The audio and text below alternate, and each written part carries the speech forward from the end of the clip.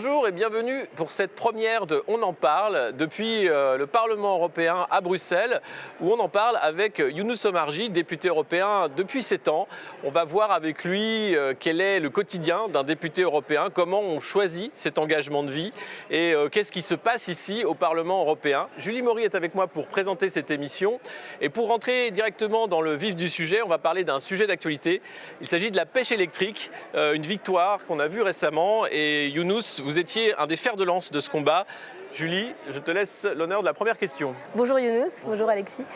Donc toujours dans notre volonté d'expliquer au mieux le fonctionnement du Parlement européen, vous avez effectivement remporté une victoire historique le 13 février dernier. La pêche électrique sera interdite définitivement en Europe en juillet 2021. Une bataille législative que vous avez menée pendant 1 an et demi. Pourquoi vous êtes-vous engagé dans cette bataille ? D'abord, je ne savais pas ce qu'était la pêche électrique. Il y a 2 ans, on m'aurait parlé de la pêche électrique, j'aurais posé la question, mais de quoi il s'agit ? Et lorsque cette question est venue devant nous en commission pêche, j'ai été juste abasourdi d'apprendre qu'il y avait cette technique qui survivait encore, bien que circonscrite, qui survivait encore en Europe.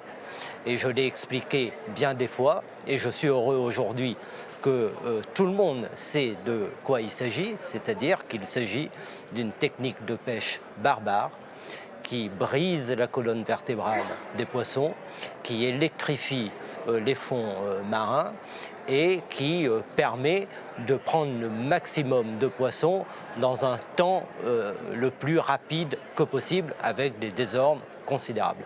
Donc, évidemment, cette bataille, je devais la mener. Je devais la mener parce qu'elle s'inscrit dans un engagement qui est plus large, qui consiste à repenser notre relation aujourd'hui avec le monde du vivant. Donc pour plein de raisons, il fallait mener cette bataille. Elle a été difficile, mais nous avons gagné. En définitive. Vous avez dit d'ailleurs que vous étiez le porte-parole des poissons, oui. Qui sont sans voix. C'était une déclaration un peu provocatrice. Non, pas du tout. Non, j'étais très modéré. Et lorsque je disais cela, je pensais à Gilles Deleuze qui disait dans un texte que nous devons penser pour et à la place des plantes et des animaux sans voix. Et des poissons sans voix. Et c'est exactement cela. Parce que la conception que nous avons de l'intérêt général, mais des combats universels, doivent aujourd'hui aller jusqu'au monde animal, jusqu'au monde végétal, jusqu'au monde minéral. Et c'est ce grand tout qui finalement guide le sens d'une action qui crée de l'harmonie. C'est cela. Parce que l'homme ne peut pas se retrancher du reste du monde du vivant. Donc en disant cela, c'était très pensé et ça a surpris. Je rappelais hier à un collègue, lorsqu'on a fêté la victoire de la pêche électrique, que lorsque j'ai déclamé en plénière « Je parle pour les poissons », il m'a regardé comme un poisson avec des yeux écarquillés. Et puis, bon, il y a eu plein de choses sur Internet, hashtag je suis poisson, etc. Bon, je trouve ça plutôt sympa. Oui. Alors justement, cette bataille, vous avez déposé un premier amendement en octobre 2017. Le Parlement en plénière a voté pour votre amendement en janvier 2018. Et on a une vidéo aussi à vous montrer. Une vidéo que vous avez prise devant une salle de réunion de laquelle vous avez été exclu. J'ai lancé l'alerte il y a quelques jours concernant la pêche électrique. Vous savez que le Parlement européen a décidé, parce que nous avons fait un travail important pour cela, a décidé d'interdire définitivement la pêche électrique. Mais malgré tout, il y a une négociation et c'est de cette négociation que finalement sera respecté ou non le sort de notre décision. Et nous vivons maintenant, là, actuellement, un véritable scandale, puisque je viens d'être exclu de cette réunion. S'ils ne veulent pas de moi dans cette réunion, c'est qu'ils ont décidé cet après-midi, entre eux, de remettre en cause le vote du Parlement européen. Eh bien, je dis que c'est un scandale démocratique et que cela n'en restera pas là. Je pense qu'on a atteint là le maximum de ma capacité d'énervement. Même quand je suis énervé, finalement, je reste assez calme. C'est un moment important et qui a été un moment de bascule dans cette bataille pour l'interdiction de la pêche électrique. Parce qu'au moment où je prends la parole, ils sont réunis dans ce qu'on appelle un trilogue, c'est-à-dire une négociation secrète, et ils allaient à ce moment-là adopter un compromis qui était un compromis en fait de non-interdiction de la pêche électrique. Et la vidéo live Facebook que je lance a un effet considérable et ils se retrouvent bloqués, ils prennent peur et ils décident de reporter. Et le temps que nous avons gagné est un temps qui a été utile justement pour reprendre le dessus. Ce qui veut dire que lorsqu'on est organisé, lorsqu'on arrive à communiquer, à amener avec nous les citoyens, ils peuvent avoir peur de nous. Et non, ils ne sont pas, ces lobbies et ces institutions qui sont en collusion, ne sont pas aussi fortes que l'on peut penser.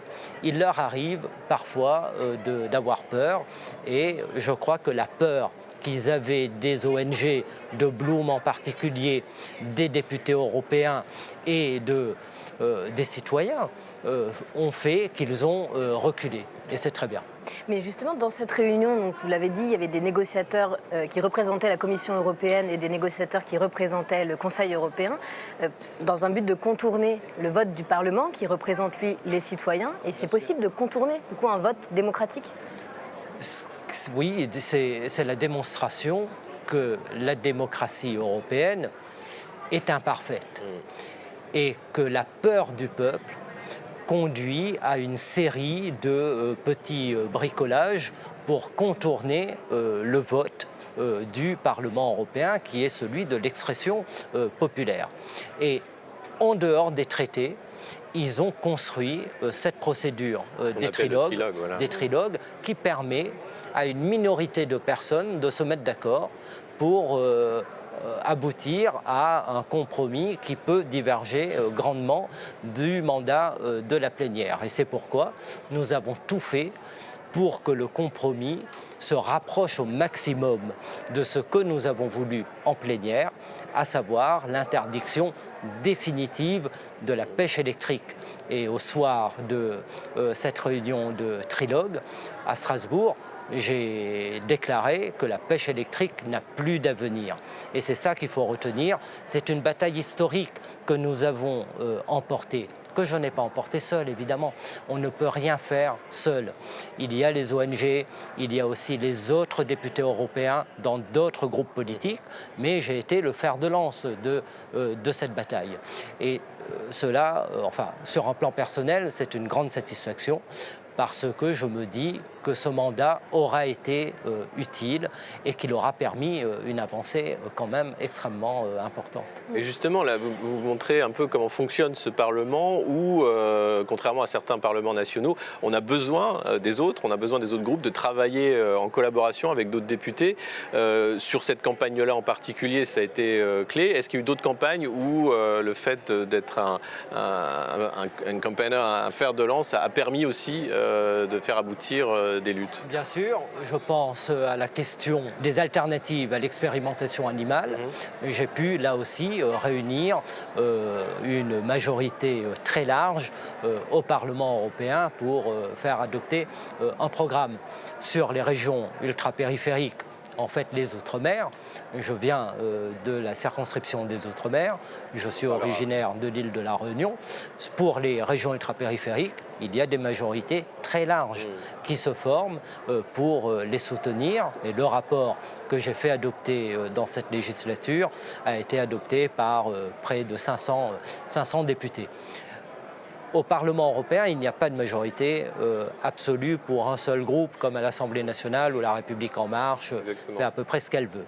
Cela ne veut pas dire qu'il n'y a pas de confrontation forte, parce que sur un certain nombre de questions, il n'est pas possible de se mettre d'accord tant les visions divergent. Mais sur un certain nombre de questions, il est possible, lorsqu'on porte des positions justes, de gagner la conviction. Et faire de la politique, c'est toujours chercher à convaincre. Vous avez aussi lutté contre un lobby très influent à Bruxelles, le lobby du tabac. Vous avez publié le livre noir du lobby du tabac, qui est un rapport qui, notamment, on apprend dans ce rapport que les industriels du tabac organisent eux-mêmes le marché noir. Pourquoi avoir lutté contre ce lobby ? Enfin, la pêche industrielle, en tout cas, et le tabac sont deux lobbies que vous avez décidé de... Vous ne choisissez pas forcément les dossiers sur lesquels vous vous engagez quand vous êtes député européen. Ce sont des situations qui viennent à vous. Et je me suis rendu compte, lorsque j'ai réouvert le dossier directive tabac, qu'il y avait un certain nombre d'étrangetés. Et j'ai décidé à ce moment-là d'objecter sur un acte d'exécution.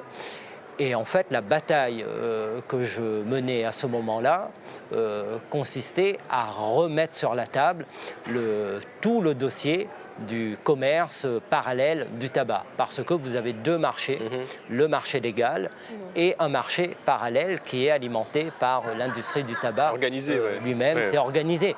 Mais ce dossier m'a permis de voir à quel point le lobby du tabac est excessivement influent, terriblement toxique, et je crois que sur cette question, on n'a pas beaucoup avancé. Ce lobby qui avait fait tomber même un commissaire européen qui est capable de sortir des affaires, d'utiliser des méthodes mafieuses. Bien sûr, absolument. Et c'est un lobby qui se distingue des autres parce que c'est vraiment le lobby de la mort.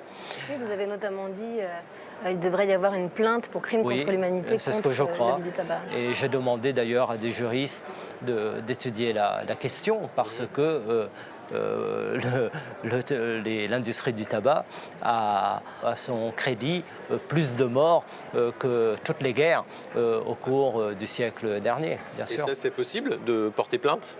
Je pense que c'est possible. Il faut étudier de manière très fine les statuts au niveau de la Cour pénale internationale. Ensuite, on a une difficulté parce que ce sont les États, surtout, qui peuvent introduire une plainte, mais il y a sans doute aussi d'autres possibilités. Dans les statuts de la Cour, on parle aussi des aspects sanitaires, des crimes sanitaires, donc je pense qu'il y a un chemin. Vous avez rencontré, vous, les avocats, les personnes qui travaillent pour les lobbies du tabac, personnellement, vous avez eu affaire à eux ? Non, parce que je ne vois pas l'intérêt de les rencontrer. Pour d'autres lobbies, il est évident qu'il est parfois utile de les entendre. Parce que lorsque nous déposons un amendement, cela peut avoir des conséquences très importantes pour tout un secteur de l'économie ou pour tout un secteur industriel. Donc il faut entendre. Parfois, il y a des arguments techniques qui peuvent nous échapper. Et puis, nous savons à qui nous avons affaire. Ils défendent des intérêts privés. Et en tant que député européen, au moment où j'appuie sur le bouton pour voter, je vote en fonction de l'intérêt général, des informations que j'ai pu recueillir venant des lobbies ou d'autres acteurs. Vous faites ça, mais est-ce que vous avez des collègues députés qui, eux, sont très poreux au lobby ou qui travaillent de manière plus ou moins assumée pour les lobbies, en disant « moi, je ne cherche pas à me gratter la tête, on me propose un texte et je vais le recopier ». On a eu quelques exemples, et simplement proposer un texte écrit par le lobby. D'évidence, et surtout en commission environnement. Oui. Et ça, il n'y a pas de... On a une commission, enfin, il y a quelque chose une charte de la transparence au Parlement européen. Oui, c'est autre chose. Cela dit, les lobbies sont soumis à un certain nombre de règles. Ils doivent les respecter. Il y a une charte. Monsanto, par exemple, qui a violé toutes les règles ici au Parlement européen, a été mise en dehors du Parlement européen. Et je demande aujourd'hui que la Commission européenne en fasse de même, parce que les collusions entre Monsanto et la Commission européenne sont claires et ont été révélées. Mais comment ça se passe quand on commence son mandat de député ? Est-ce qu'on est assailli par tous les lobbies qui veulent vous rencontrer ? Est-ce que c'est un apprentissage qu'on fait en marchant ? Est-ce qu'il y a une préparation par rapport à ça ? Est-ce que ça vous a choqué quand vous avez commencé de voir le fonctionnement en fait de cette lobbycratie ici à Bruxelles ? C'est un peu particulier parce que je travaillais déjà ici ici, donc je savais exactement comment ça se passe. Et à l'époque, j'étais le filtre, moi, par rapport aux députés.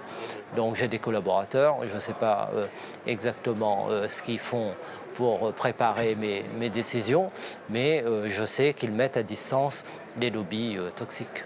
Il y a des lobbies qui sont Mais pas en tout cas, toxiques, qui sont utiles. ce qui est certain, c'est qu'aucun lobby n'ose nous faire ou me faire des propositions qui pourraient contrevenir à la loi. Tout simplement parce qu'ils savent que cela n'a aucune possibilité d'aboutir en poussant la porte de mon bureau. Moi, je demandais s'il y avait des lobbies qui ne sont pas toxiques et des lobbies qui sont utiles. Vous employez le Oui, mot toxique. vous avez lobby et lobby. D'accord. Vous prenez les ONG, ils sont aussi ici enregistrés en tant que lobbyistes et ils poursuivent aussi des intérêts particuliers, mais on les rencontre. Et puis vous avez des lobbies, par exemple, dans le domaine pharmaceutique, qui ont des choses à dire intéressantes par rapport à la recherche. Je pense à l'Institut Pasteur, par exemple. Il est évident que je ne coupe pas les liens en tant que membre de la commission santé avec l'Institut Pasteur qui, sur un certain nombre de questions, des maladies tropicales, etc., ont fait du travail, ont des choses à dire. Donc, il ne s'agit pas de dire que tous les lobbies sont épouvantables, que c'est des diables. Ce sont les lobbies toxiques qui vont participer à la formation des décisions et en particulier au niveau de la Commission européenne en amenant souvent des fausses informations, des fake news et qui vont peser considérablement sur la construction de la loi. C'est cela qui est... sur l'opinion publique, c'est-à-dire ils essayent un peu de brouiller les pistes. Eux, ils veulent et faire pas seulement primer les intérêts économiques sur l'intérêt général, sur la santé des citoyens. C'est ça qui est en jeu. Ce qui est en jeu, c'est ce lobby de l'agro-industrie en particulier. Et on l'a bien vu sur toutes les questions des pesticides. J'ai siégé dans la commission spéciale pesticides. Le but de notre commission était justement de voir comment on pouvait, dans les procédures des autorisations de mise sur le marché des pesticides, comment on pouvait faire en sorte que les lobbies restent le plus à distance.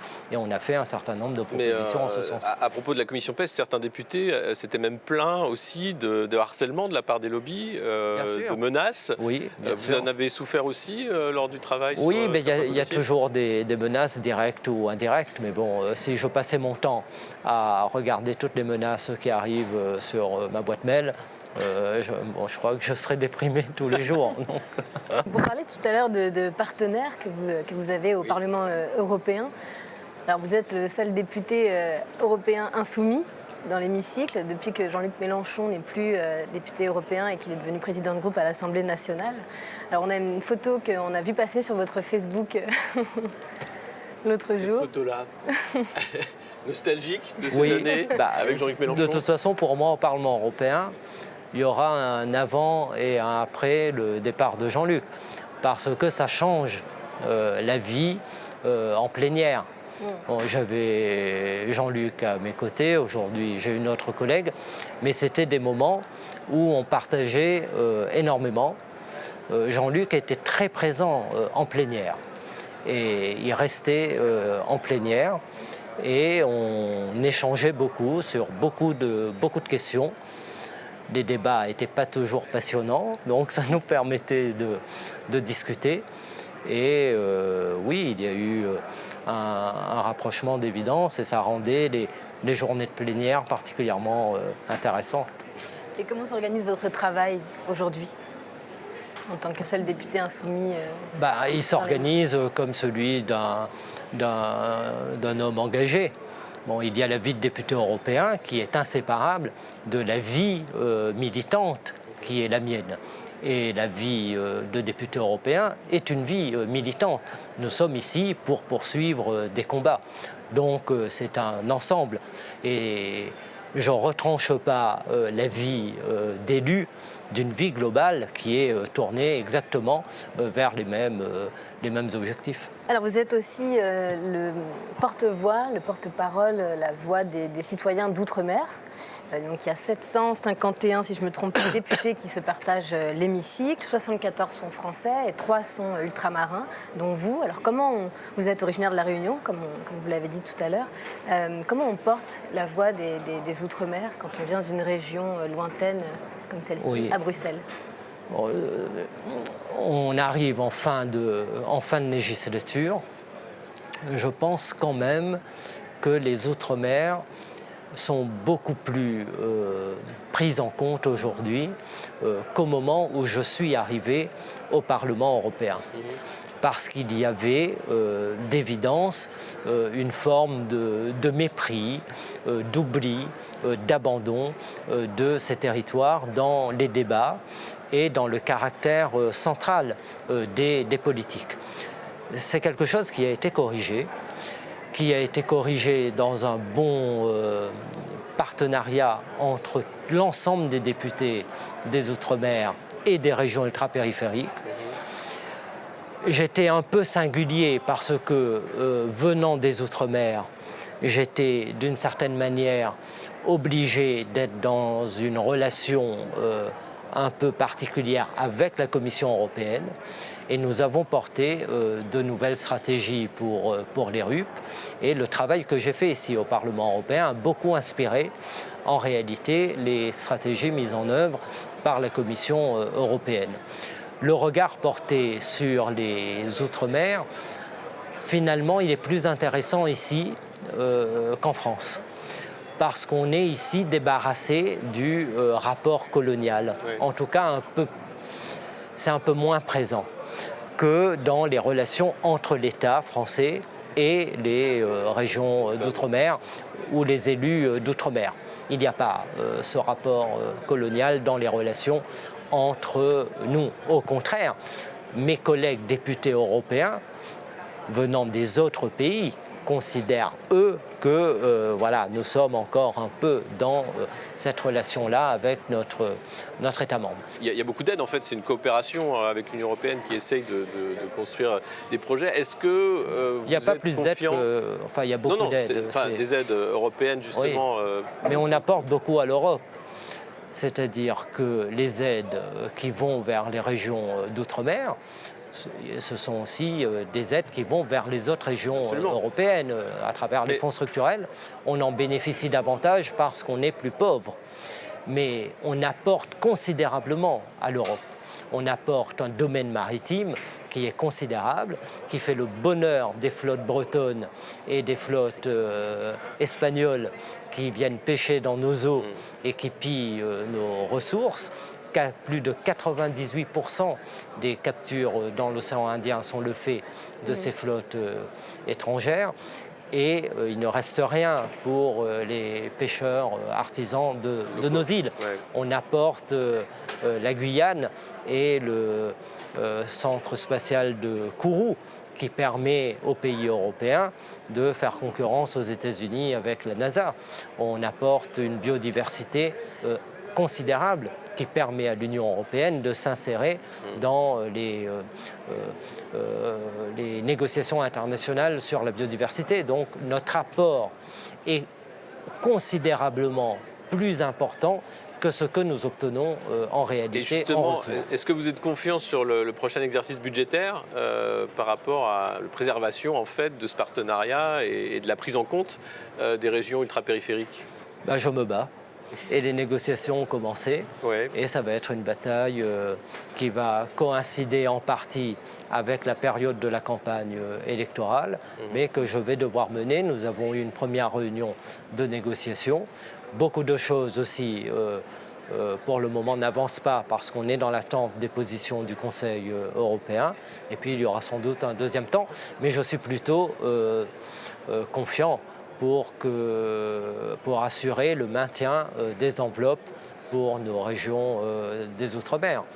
Toute baisse d'enveloppe aurait des conséquences extrêmement graves. C'est magnifique. Ça fait du bien. Moi, quand je suis face à la mer, je me sens toujours bien, en fait. Ça m'apaise beaucoup. puis avec un peu d'imagination, je pourrais être à La Réunion.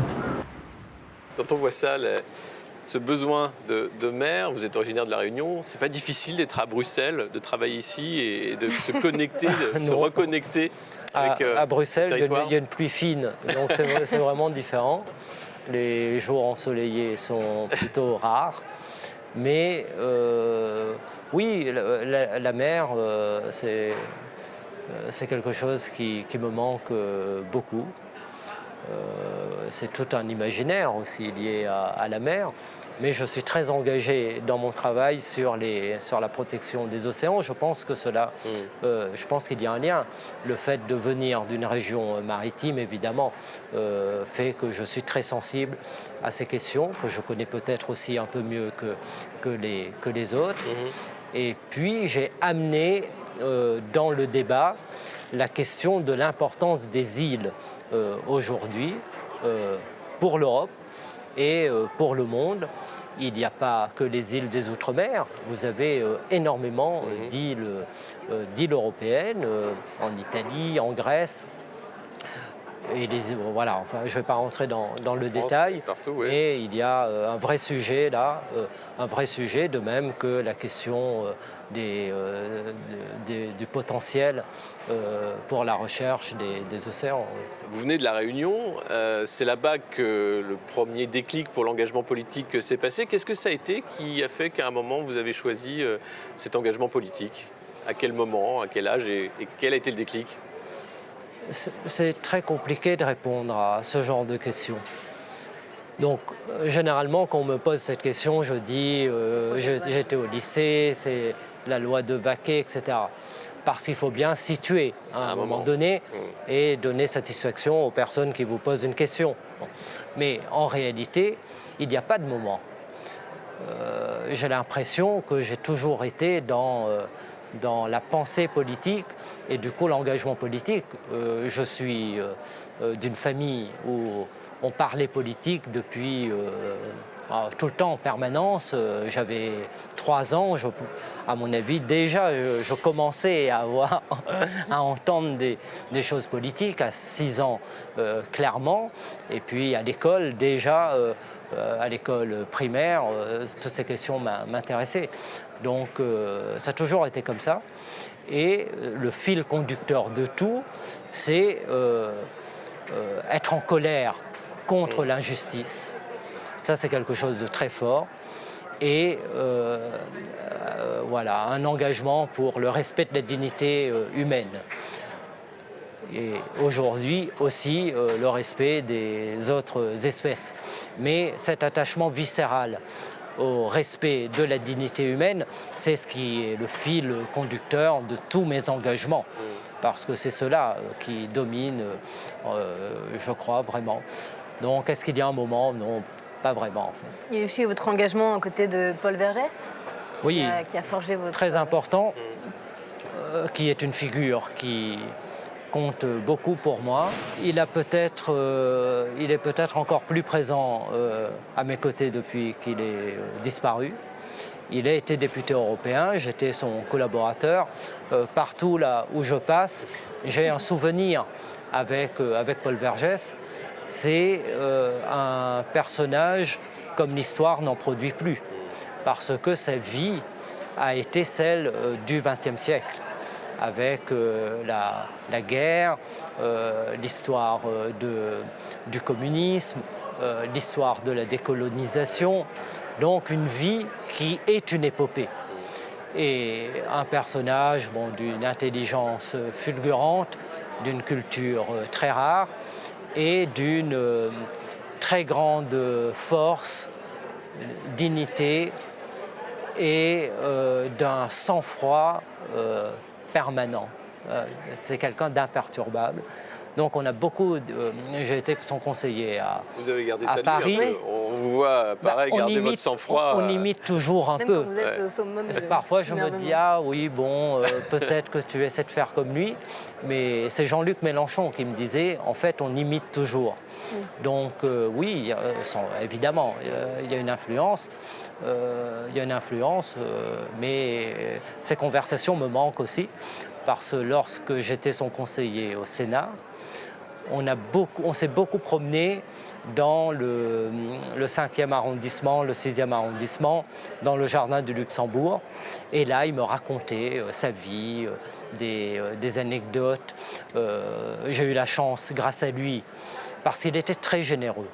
Et c'est ce que j'essaie de faire avec mes collaborateurs, mais je n'ai pas la chance, comme lui, d'avoir l'ouverture sur des rencontres exceptionnelles. Mais avec lui, j'ai pu rencontrer à 3 reprises Aimé Césaire, être le témoin de dialogues incroyables entre lui et son frère Jacques Vergès. Jacques Vergès qui nous invitait pour un certain nombre de rencontres qu'il avait avec des personnes du milieu intellectuel. Je me souviens d'un dîner qu'on a eu avec Mikhail Gorbatchev et d'une discussion entre Paul et Gorbatchev. Enfin, tout ça, ça a participé, oui, à ma construction. Et je suis assez triste de voir à quel niveau d'abaissement est aujourd'hui le discours, la parole politique, le discours politique. Il y a un monde. Ouais. Voilà. Est-ce que c'est le cas aussi ici, que vous trouvez qu'au Parlement européen, il y a plus de tenue peut-être que sur certains parlements nationaux? Non. Non, c'est la même chose. Non, je pense que c'est l'époque qui veut ça. Ouais. Voilà. Vous luttez contre ça quand même. Je ne sais pas, mais on est tous pris par le mouvement. Et vous, à partir de maintenant, comment vous voyez la suite pour la construction européenne? On parle de crise des nationalismes et de plein de choses comme ça. Est-ce que vous le vivez personnellement ici au sein du Parlement? Est-ce que vous avez des discussions avec d'autres groupes parlementaires? Qu'est-ce qui est aujourd'hui qui préoccupe les députés européens? J'ai été frappé d'une chose, c'est au moment du Brexit, ça a été un vrai traumatisme. Et effectivement, la conscience, la lucidité de ce que représente le Brexit, évidemment, doit conduire à un traumatisme et à des remises en cause. Sauf que le traumatisme n'a pas été accompagné de remise en cause. De réflexion, ouais. Et ils ont continué et ils continuent depuis le Brexit, comme avant, peut-être même en pire. Et il faut s'interroger. Est-ce que cette Europe est réformable? Est-ce qu'elle ne l'est pas? Est-ce qu'il y a un vice de fabrication dès son origine ou non? Donc beaucoup de questions. Ce que je constate, c'est que l'Europe s'est construite aussi sur les principes de liberté de circulation des marchandises, des capitaux et des personnes, et l'abaissement des frontières. Sauf qu'aujourd'hui, vous avez, et c'est Régis Debray qui le dit, vous avez une nouvelle vitalité pour les frontières. Et les désordres de la mondialisation, ainsi que les bouleversements démographiques et culturels, font qu'il y a partout dans le monde, dans les peuples, une volonté de remettre un peu d'ordre en réinstaurant des protections, en régulant la liberté de circulation des marchandises, en instaurant des nouvelles formes de protectionnisme et en régulant les migrations. Les migrations. Et ceci vient en confrontation avec le projet européen. Donc, il y a l'Europe telle qu'elle a été pensée est en conflit avec le moment historique que nous vivons. Est-ce qu'elle sera en capacité de surmonter cela? Oui, si elle sort de la religion, du libre-échange, de cette ouverture sans régulation. Autrement, elle risque d'être entraînée vers des dislocations qui peut lui porter un coup fatal, voilà, très rapidement. Et pour rester sur les institutions, est-ce que vous diriez que le Parlement européen est une institution qui fonctionne ou qui mal fonctionne? C'est une institution qui est unique au monde. Il faut se rendre compte qu'ici, nous construisons la loi avec 28 pays, 27 demain peut-être. Bon. Mais c'est une performance. regardez la difficulté qu'il y a dans les assemblées nationales déjà à le faire entre personnes qui appartiennent au même pays. Bon. Donc c'est une performance que de le faire. C'est une institution qui est la seule à peu près institution démocratique, en tout cas la plus démocratique de l'Union européenne. Mais après avoir dit cela, il est bien évident que ce Parlement européen dysfonctionne aussi et qu'il n'a pas les vrais pouvoirs d'un Parlement qui a la plénitude des pouvoirs en termes budgétaires. C'est surtout ce qui manque. Mais sur bien des questions, nous avons ici plus de pouvoirs que dans les parlements nationaux. Preuve en est contrairement, sur les victoires contrairement aux idées reçues.